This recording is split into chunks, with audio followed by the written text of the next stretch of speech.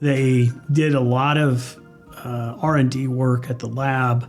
The Lions spent a lot of money and a lot of time figuring out that using the cyclonic air concept that you see in like Dyson vacuums is a great way to pull all that lint out of the air and put it in, and lets the air go through and escape, but yet capturing all that lint out of the air.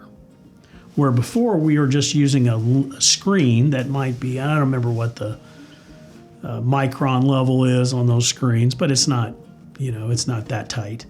And so the air just blows through it and we capture the lint. As the air goes through, the larger particles get captured, the smaller particles go through. Then you typically would put a secondary lint collector in that has a smaller filter on it, that catches even more. So a little bit of lint from past that will still go out into the vents and then outside.